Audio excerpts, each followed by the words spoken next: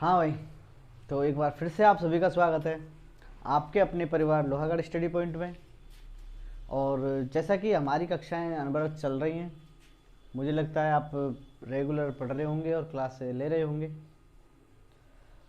तो इसी क्रम को मैं आगे बढ़ाते हुए हम इस चैप्टर जो आपके चैप्टर चल रहा है उसका अगला टॉपिक अपन आज पढ़ने वाले हैं। देखो, आप किसी भी कक्षा में बैठे हो, आप ऑफलाइन बैठे हो चाहे ऑनलाइन बैठे हो, आप किसी भी टीचर से पढ़ रहे हो, हमेशा जो आपने कल पढ़ा है वो रिवीजन करके ही जाएं। ताकि अब मान लो मैं अब आपको ये तो खैर नहीं पता हो क्योंकि ये मैं बताने वाला हूँ, ताकि आपको ये चीज़ें समझ में आ सकें कि कल हमने क्या पढ़ा था और उससे रिलेटेड आज अपन क्या पढ़ने वाले हैं। ठीक है, तो जो भी भाई बहन आज जो वीडियो पर नए हैं वो प्लीज़ चैनल को सब्सक्राइब जरूर कर लें पहले, और वीडियोस को लाइक करें, और ताकि हमें बताएं कि हमारे द्वारा जो कंटेंट दिया जा रहा है कैसा लग रहा है आपको, है ना। ताकि हमें भी मोटिवेशन मिले कि अगर आप लाइक कर रहे हैं तो हमें लगता है यार हाँ कि हम बेटर कर रहे हैं। हालांकि हम पूरी कोशिश कर रहे हैं कि जो भी चीज़ हम पढ़ाएं वो आपको समझ में आए। और बाकी का तो आपको पता ही है, क्लासेस 11th की चल रही हैं, 12th की चल रही हैं, 10th की चल रही हैं और लगातार चलेंगी।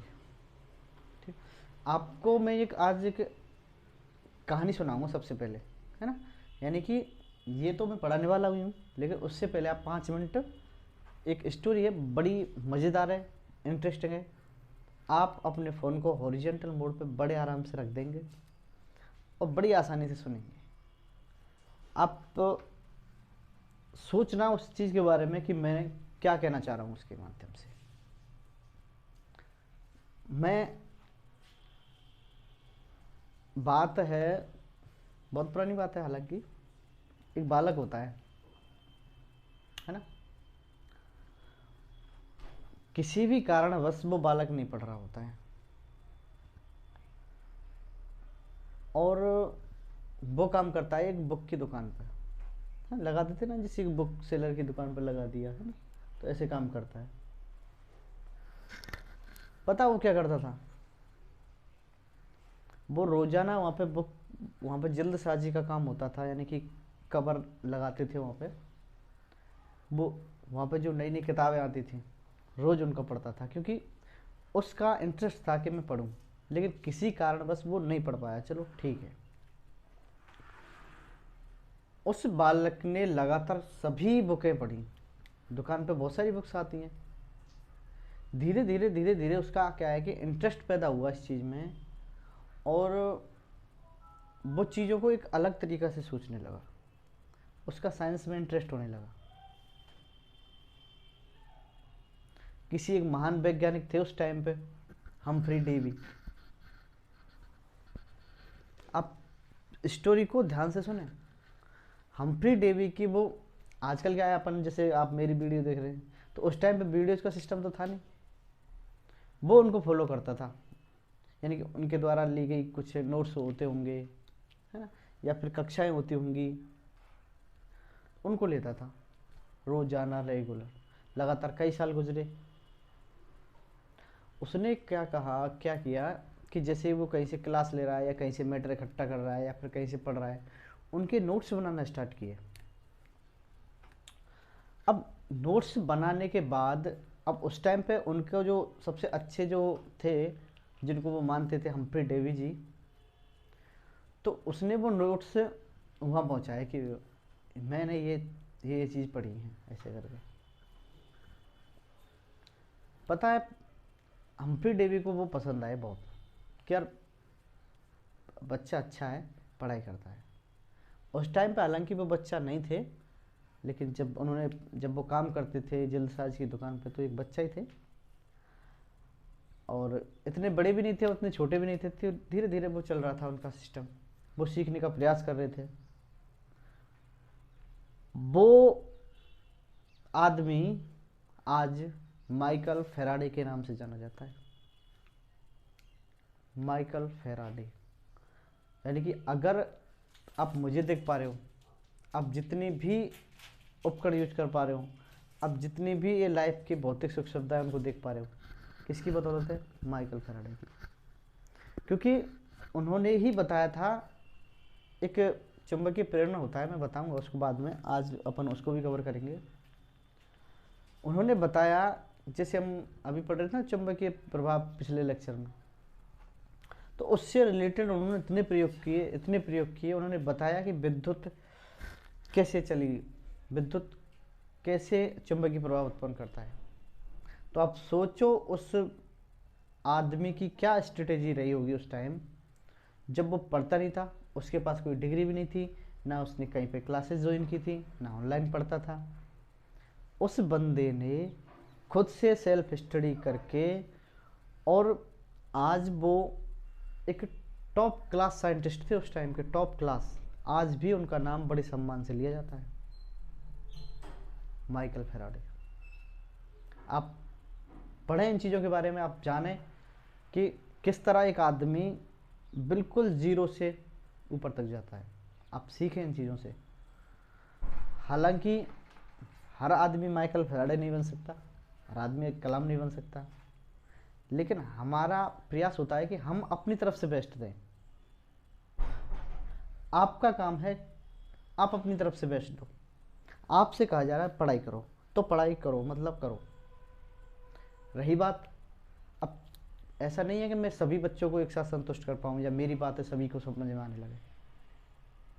हाँ, इतना है, अगर आप जैसे 100 पढ़ रहे हो मेरे साथ, हो सकता है उनमें से 10-20 बच्चे अपनी गलतियों से या मेरे स्किल की वजह से नहीं समझ पा रहे हो, तो कहीं दूसरी टीचर से पढ़ लें। लेकिन पढ़ें, मैं आपसे रिक्वेस्ट कर रहा हूँ, आप अपनी पढ़ाई को रेगुलर चलाते रहें, क्योंकि बहुत एग्जाम्पल हैं दुनिया में जिनके असफलता की कहानी रही है पढ़ाई ना करना, और जो भी सफल हुए वो पढ़ाई की वजह से हुए। अभी आपका 10th स्तर चल रहा है, आपको 11th है, 12th करनी है। आप जब 11th 12th क्रॉस कर चुके होंगे, उसके बाद आप सोचेंगे कि अब हमें क्या करना चाहिए, क्योंकि वहीं से आपकी पढ़ाई स्टार्ट होती है।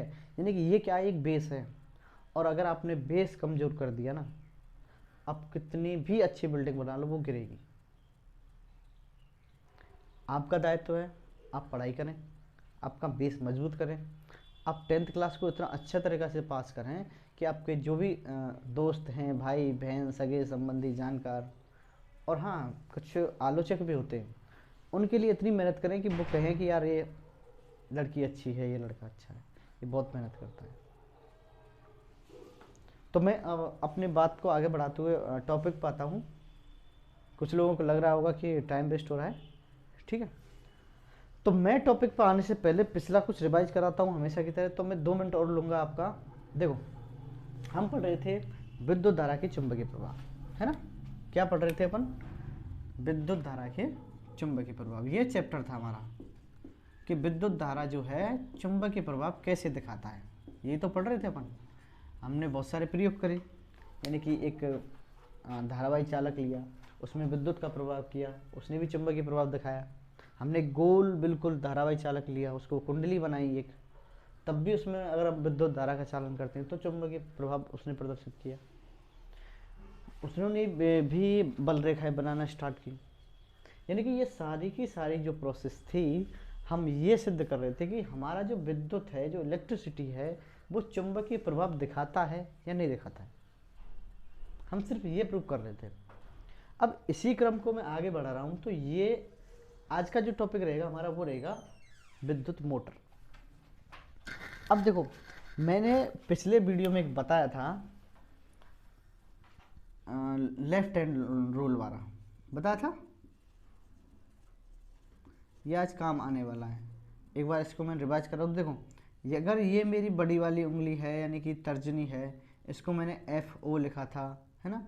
फिर मैंने इसको लिखा था M, मैग्नेटिक फील्ड, और ये जो था हमारा, ये लिया था E, विद्युत धारा। यानी कि देखो, अगर मैं बाएं हाथ की बात कर रहा हूँ, देखो इस तरह से मैंने बताया था ये, यानी कि अंगूठा, तर्जनी, मध्यमा, तीनों एक दूसरे के लंबवत होनी चाहिए सबसे पहले तो।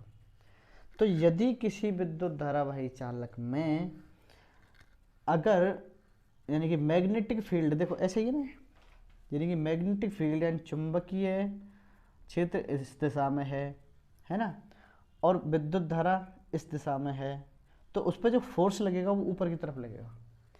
इसी नियम पे ये आज काम करने वाली है।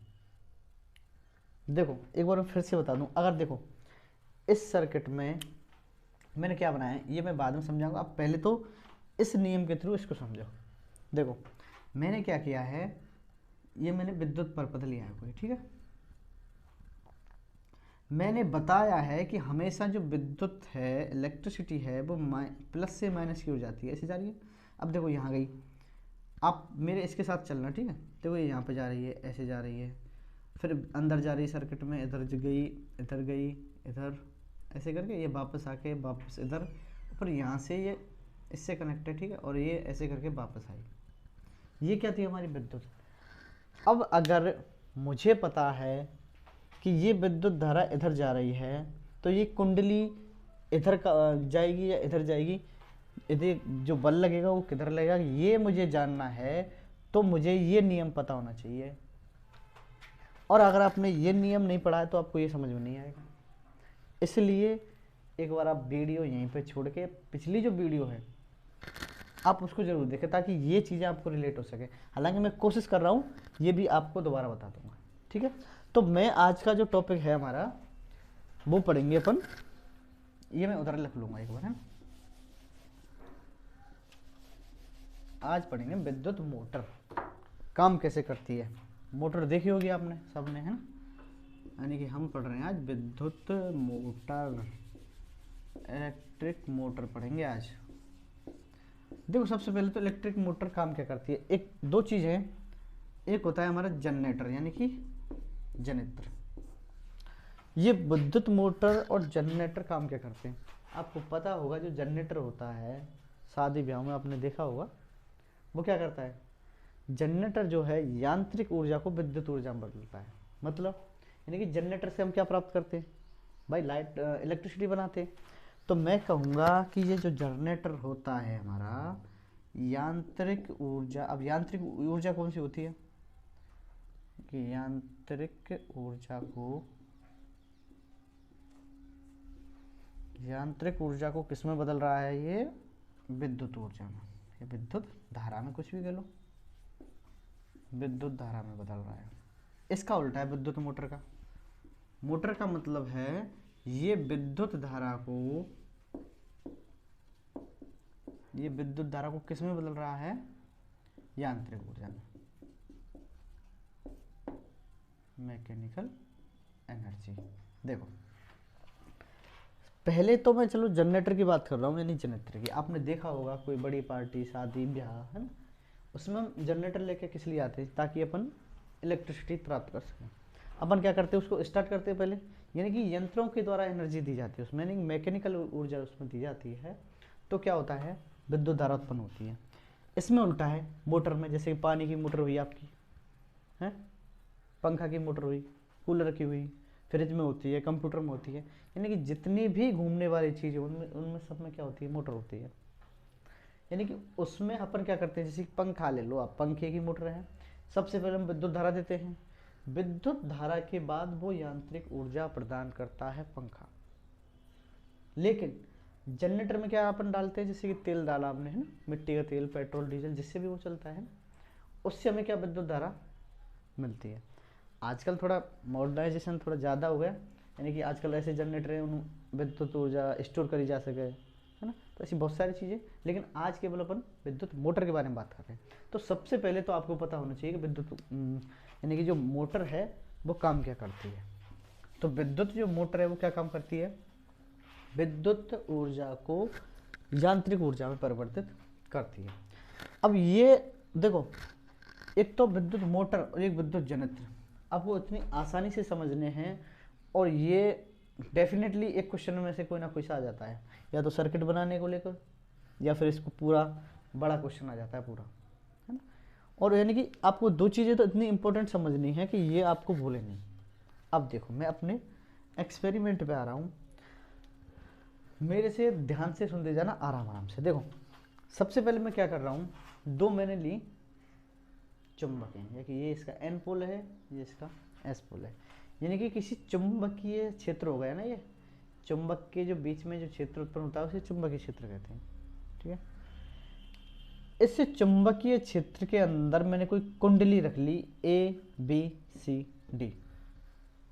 अभी देखो, अभी तो मैंने एक तार लिया एक तरह से, जिस कुंडली में बहुत सारे फेरे हो सकते हैं, जैसे पंखा बना है, बहुत सारे ऐसे ऐसे लपेट लपेट के फेरे बने होते हैं, है ना।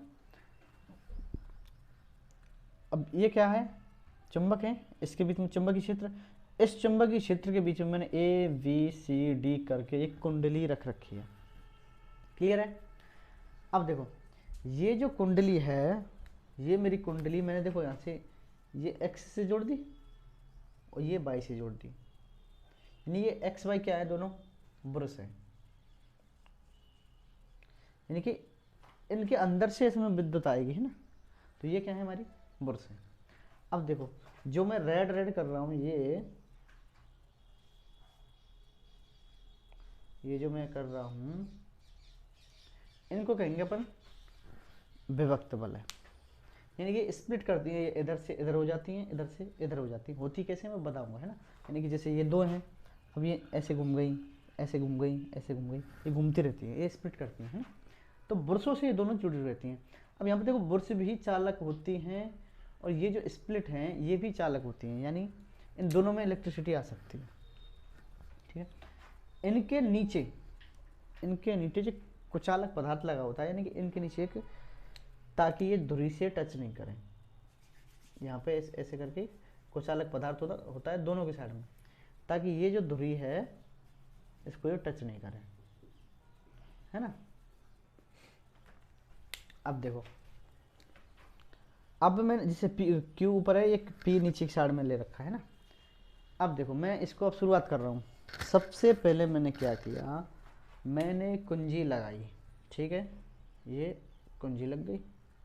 जैसे ही मैं कुंजी लगाऊंगा तो इस परिपथ में आएगी विद्युत धारा, है ना। परिपथ में विद्युत धारा आते ही वो प्लस की तरफ से जाएगी और कहाँ पे जाएगी, एक्स से टकराएगी, है ना, क्योंकि अपन विद्युत मोटर पढ़ रहे हैं। देखो विद्युत जब अपन जनरेटर पढ़ेंगे उसमें उल्टा प्रोसेस है, यानी इधर से आती है विद्युत, अपन को देनी पड़ रही है भाई विद्युत धारा से, यानी कि कोई भी मोटर है वो बिना विद्युत धारा के चल जाएगी, नहीं चलती है। तो हमने क्या किया, इसमें इलेक्ट्रिक पास कराई, है ना। हमारी विद्युत धारा जा रही है और कैसे जा रही है, ऊपर की तरफ, यानी कि ए बी सी डी करके इसमें विद्युत धारा जा रही है और वापस यानी कि बाई ब्रश से होके, इससे होके ये वापस आ रही है। यहाँ तक क्लियर है। अब देखो काम कैसे करेगी ये। अब देखो ये जो है कुंडली, अब बिल्कुल इसको ऐसे है फ्लैट, ऐसे करके, है ना। और ये क्या है, चुंबक है, बहुत प्रबल चुंबक होती है इस जगह पे ना। अब यहाँ पे अपन इलेक्ट्रिक चुंबक भी ले सकते हैं ना, विद्युत चुंबक। इनका जो क्षेत्र होता है, यानी कि चुंबकीय क्षेत्र, इनका जो चुंबकीय क्षेत्र होता है वो कुंडली में प्रेरित धारा के लंबवत होता है। दोबारा सुने, कि किसी चुंबकीय क्षेत्र में रखी कुंडली रखी है ABCD। अब चुंबकीय क्षेत्र इधर चलता है भाई, एन का एस से ऐसे ऐसे जाएगा। अब देखो इसमें हमने इलेक्ट्रिसिटी दी, तो जैसे इलेक्ट्रिसिटी इसमें ऐसे जा रही है, तो मैं कह सकता हूं कि किसी चुंबकीय क्षेत्र में रखी कुंडली में जो चुंबकीय क्षेत्र होता है वो विद्युत धारा के लंबवत होता है।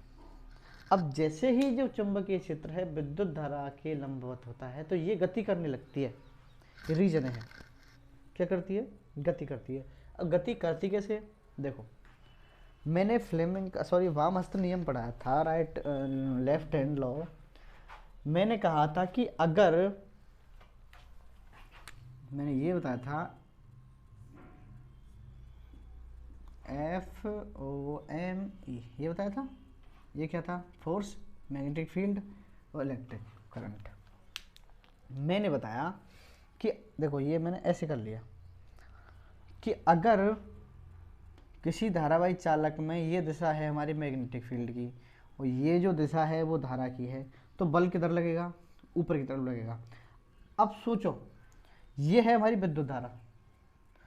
अगर मैं इसको ऐसे पकड़ूं, देखो ऐसे ऐसे पकड़ूं, है ना? अब देखो यही है ना। अब आप केवल इन तीन चीज़ों को देखो, ये अब ये कौन सी हो गई? हमारी विद्युत धारा है। देखो ये मैंने ऐसे हाथ पकड़ा था ना, ऐसे पहले ऐसे, सॉरी, तो अब मैंने ऐसे पकड़ लिया। दोबारा समझो एक बार, मैं उस नियम को दोबारा बता देता हूँ। मैंने एक उंगली ऐसे बनाई थी, एक ऐसे बनाई थी, फिर 2-3 उंगली हो गई हमारी, और अंगूठा जो है इधर की साइड में किया था।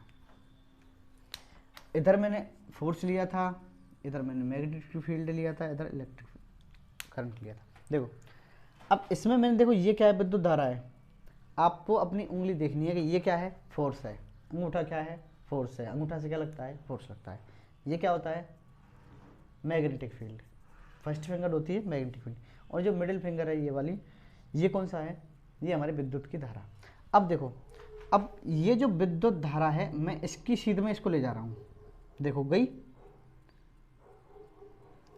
ये जो है मेरी मिडिल, ये विद्युत धारा की दिशा हो गई।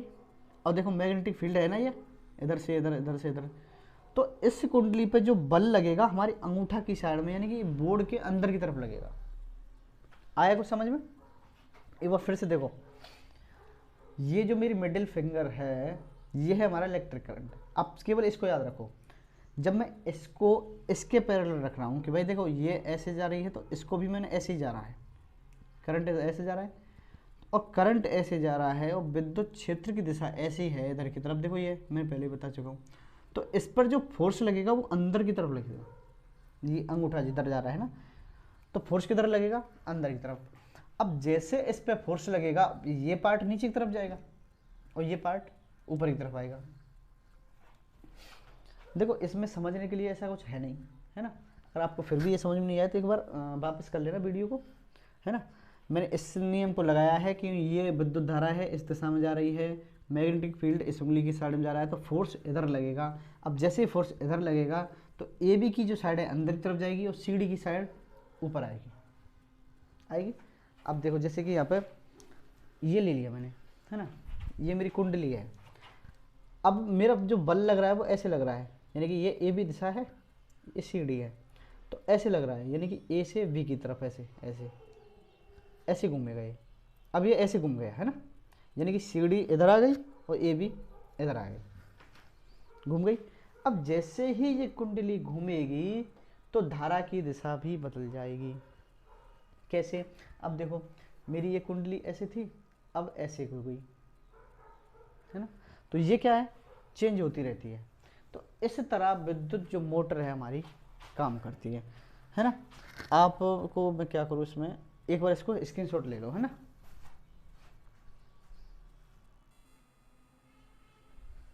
हाँ भाई ठीक है।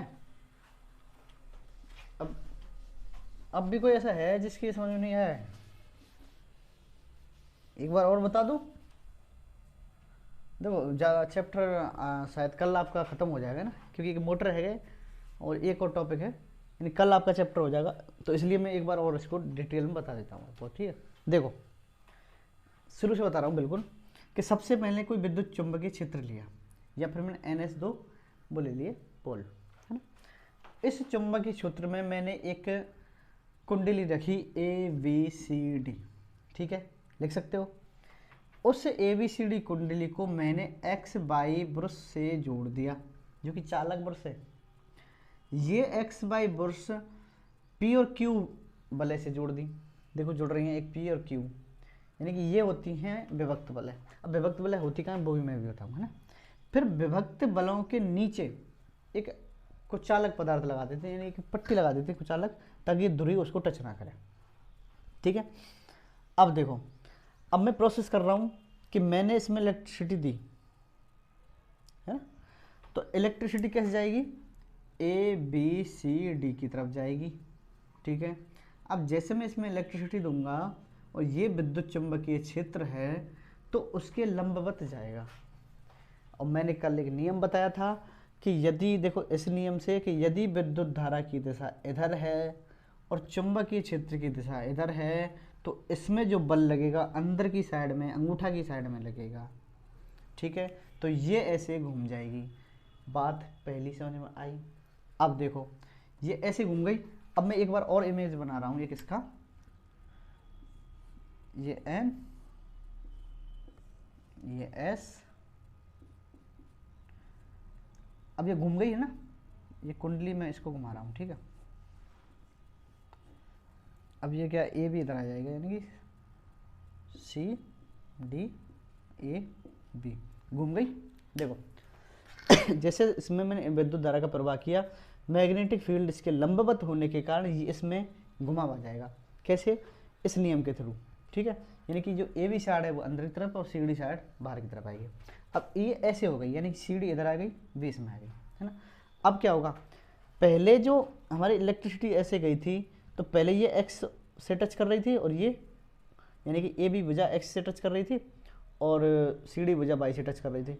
लेकिन जैसे ये बदलेंगी तो ये बदल जाएंगे, यानी कि जो पी क्यू विभक्त बल है, मैं इसको ऐसे कह सकता हूँ कि ये जो लाइन थी पहले, चलो मान लो पी से कनेक्ट थी, है, और ये कौन सी से, क्यू से। अब जैसे ये बदली, विद्युत धारा की दिशा बदली, तो दूसरी वाली जो है वो पी से कनेक्ट हो जाएगी और पहली वाली जो है क्यू से कनेक्ट हो जाएगी। तो इसका मतलब क्या हुआ कि इसलिए इनको विभक्त वलय कहते हैं, क्योंकि समय समय पर ये जो विद्युत धारा की दिशा है वो बदलती रहती है। अब देखो, जब विद्युत धारा की दिशा ऐसे थी तो ये ऐसे हो गई, अब वापस होगी विद्युत धारा की दिशा, फिर वो यूँ घूम जाएगी। तो लगातार जब विद्युत धारा में चेंजमेंट आता है, उसके कारण इसमें क्या है, ये काम करने लगती है। दूसरी बात, अब इसी के कारण इसमें क्या है कि विद्युत धारा जब प्रवाहित की जा रही है, तो ये जो एरिया है, यानी कि इसको मैंने क्या बताया था, विभक्त वलय पी क्यू। ये क्या है कि पहले पी क्यू से कनेक्ट थी, क्यू ऐसे एक्स से कनेक्ट थी, तो ये दिशा बदल रही बार बार, इसीलिए इनको कहते हैं अपन दिक् परिवर्तक। क्या कहते हैं, दिक् परिवर्तक, यानी कि ये समय समय के आधार पर धारा की दिशा को चेंज कर रहे हैं। अब देखो, यहाँ तो मैंने केवल एक कुंडली ली थी, अगर मैं किसी नरम लोहे यानी ढलवा लोहा पर बहुत सारी कुंडली ऐसे करके लपेट दूँ, है ना, और तब उसको ऐसे चुंबकीय क्षेत्र में रख दूँ, तब भी वो गति करेगी उस पर, क्योंकि बल लगेगा। अब उसको कहेंगे फिर अपन आर्मेचर, यानी कि विद्युत मोटर में जो ये कुंडली है, इसकी जगह मैंने बहुत सारी कुंडली लपेट ली ऐसे करके। और किस पे लपेटी है मैंने, किसी ढलवा लोहा या कच्चा लोहा जिसको बोलते हैं। तो ये क्या है, बल का अनुभव करती हैं और घूमती लगातार। इससे जैसे हमारा पंखा घूमता है, आपने पंखा में देखा होगा, है ना, बहुत सारी कुंडली होती है, सेम वही प्रोसेस है। ठीक है, यानी कि अगर उसको फिर अपन क्या कहेंगे, आर्मेचर कहेंगे।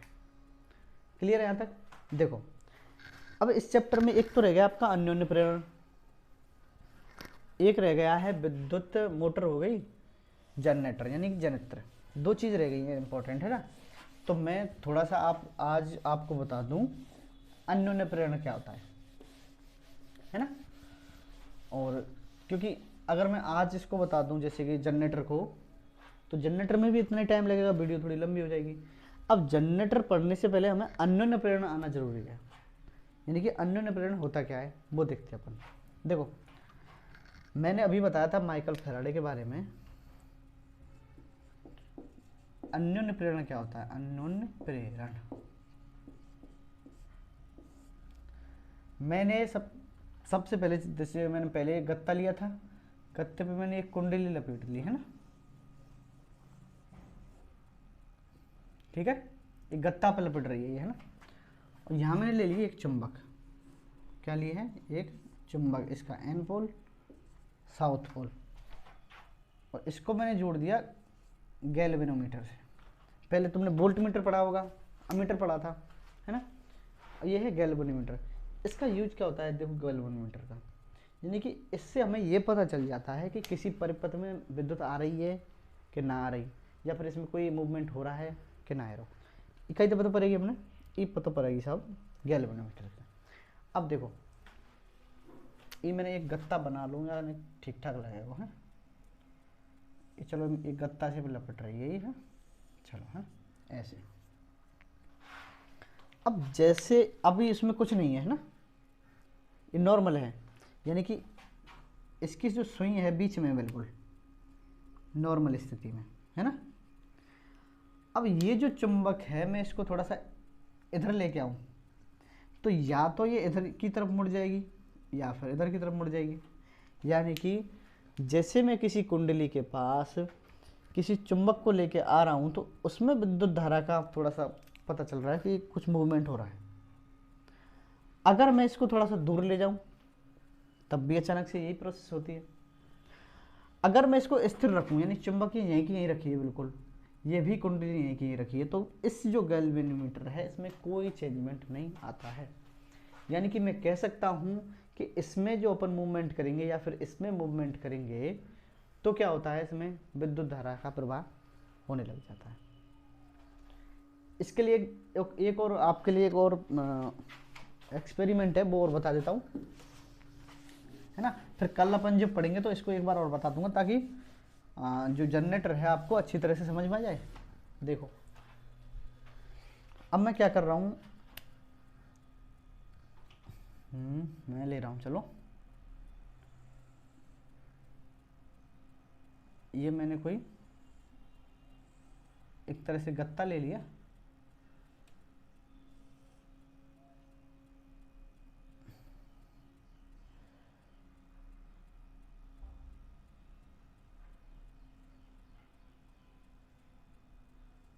इस पर मैंने लपेट दिया तार, ठीक है, ये तार लपेट दिया, इसका ये तीसरा हो गया, ये तीसरा हो गया, ठीक है, ये दूसरा हो गया। चलो मैं इसमें लगा देता हूँ कुछ करंट, इसमें कुंजी, ये मैंने जोड़ दिया। इधर मैं चलो थोड़ा सा तार और लगा दिया, इसमें चलो 100 फेरा है ना, क्योंकि आप बुक में 100 दे रखे हैं, यानी कि ये तो मैंने बड़ा ले लिया एक तरह से, है ना, ऐसे करके। एक और ले लिया मैंने ऐसे करके, उसमें थोड़ी से कम है, ये ले लिया और इस पे लगा दिया मैंने पहले की तरह गैल्वेनोमीटर, है ना। अब देखो नॉर्मल है, जब मैं इसमें नॉर्मल ये स्थिति में है, जब मैं इसमें विद्युत का प्रवाह कर रहा हूँ तो विद्युत इधर से इधर जाएगा। अब इसमें जैसे ही विद्युत का प्रवाह होता है तो गैल्वेनोमीटर में या तो इधर विक्षेप हो जाता है या फिर इधर विक्षेप हो जाता है, यानी कि इसकी सुई या तो इधर मुड़ जाएगी या फिर इधर मुड़ जाएगी। यानी अन्योन्य प्रेरण का मतलब है किसी अन्य के कारण इसमें प्रेरित विद्युत धारा प्रवाहित होने लग जाए तो वो क्या होता है, हमारा अन्योन्य प्रेरण हो जाता है। यानी कि किसी और के कारण, किसी अन्य के कारण अपन प्रेरित हो रहे हैं तो अपन इसको क्या कहेंगे, अपन अन्योन्य प्रेरण कहेंगे। अब इसमें देखो अगर ये इसी स्थिति में बिल्कुल चुपचाप रखें तो गैल्वेनोमीटर में कोई भी विक्षेप उत्पन्न नहीं होगा, यानी कि इसकी सुई जैसी थी वैसी ही रहेगी। अगर इसमें हम थोड़ा सा मूवमेंट कर रहे हैं या फिर धारा का प्रवाह चेंज कर रहे हैं, हम क्या कर रहे हैं, धारा का प्रवाह चेंज कर रहे हैं, यानी या तो बढ़ा रहे हैं या घटा रहे हैं, तब गैल्वेनोमीटर में क्या हो जाता है, विक्षेप हो जाता है, यानी कि इसमें भी प्रेरित विद्युत धारा उत्पन्न होने लग जाती है। तो इसकी को क्या कहते हैं अपन, अन्योन्य प्रेरण कहते हैं, है ना। तो अब आगे अपन कल पढ़ेंगे जनित्र, क्योंकि आज की वीडियो थोड़ी लंबी हो जाएगी, जनित्र इसमें हो नहीं पाएगा, उसको बड़े आराम से समझेंगे जैसे अपन विद्युत मोटर पढ़ रहे थे, है ना। तो आज के लिए तो बस इतना ही रहेगा। कल के लिए आपके लिए होमवर्क है, आपको माइकल फैराडे की स्टोरी कैसी लगी बताओ। अगर आपको अच्छी लगी हो ना तो आप इसको एक बार पढ़ना, है ना, आपकी बुक में दे रखी है। और विद्युत मोटर के बारे में आपको बुक में से पढ़ना है ज़रूर, क्योंकि अब मैंने यहाँ पर डायरेक्ट समझा दिया, है ना, लेकिन आप जब तक उसको रिवाइज नहीं करेंगे वो आपकी समझ में नहीं आएगा। आपको ये नहीं पता चलेगा कुंडली इधर घूमेगी या फिर इधर घूमेगी, इलेक्ट्रिसिटी इधर से जा रही है किधर से जा रही है। हालांकि मैं बता चुका हूँ, लेकिन मैं आपको एक सलाह दे रहा हूँ कि आप एक बार बुक से ज़रूर पढ़ लें उसको, है ना। फिर अपन हालांकि नेक्स्ट चैप्टर में एक नेक्स्ट टॉपिक ख़त्म हो जाएगा अगली वीडियो में, तो तब तक आप जो मैं देखे जा रहा हूँ विद्युत मोटर उसके बारे में पढ़ेंगे, है ना। और अब कुछ तो ऐसे हैं सिर्फ ध्यान देते हैं देखने पर, है ना, तो आपका थोड़ा सा दायित्व बनता है, आप वीडियो को शेयर तो कर ही दिया करें और लाइक किया करें ताकि हमें अच्छा लगे और अगर फिर भी आपको कोई चीज़ समझ में नहीं आ रही है तो आप कमेंट करेंगे नीचे कि बताएं सर हमें ये चीज़ यहाँ से समझ में नहीं आई, चाहे वो किसी भी क्लासेस से रिलेटेड हो, चाहे मैथ से हो, चाहे केमिस्ट्री से हो, चाहे फिजिक्स से हो, चाहे बायो से हो, या फिर आपकी 10th मैथ साइंस किसी से भी हो। आपको अगर किसी चीज़ समझ में नहीं आ रही तो आप एक बार कमेंट करो, हमें पता चले कि आप किस चीज़ की कमी महसूस कर रहे हो, ताकि हम और सुधार करने की कोशिश करें। और अपने जितने भी साथी हैं उन्हें बताओ कि क्लासेस रेगुलर चल रही है लोहागढ़ स्टडी पॉइंट पे। और हालांकि ये जो क्लासेज है आपकी सभी, आपके जो बड़े भाई बहन होंगे 11th-12th मैथ साइंस कर रहे होंगे, बायो से पढ़ रहे होंगे, उन सब के लिए क्लासेज जो है लोहागढ़ स्टडी पॉइंट का टेलीग्राम चैनल है वहाँ पे मिल जाती हैं। आप उन्हें सजेस्ट करें, उन्हें बताएं, ठीक है। तो हम मिलते हैं नेक्स्ट टॉपिक के साथ नेक्स्ट वीडियो में। तो तब तक आप पढ़ते रहो, और जो मैं होमवर्क देके जा रहा हूँ वो आपको डेफिनेटली करना है। और एक बार माइकल फेराडे के बारे में ज़रूर पढ़ें, सीखें उनसे कि यार कोई आदमी कहाँ से कहाँ जा सकता है, आप भी जा सकते हो, बशर्ते आप में भी लगन होनी चाहिए पढ़ने की, ठीक है। तो आज के लिए मैं बस यहीं पे ख़त्म कर रहा हूँ, और हम नेक्स्ट वीडियो में मिलेंगे। तब तक आप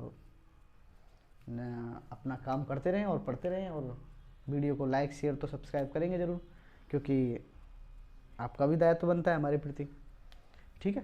चलो ठीक है, अब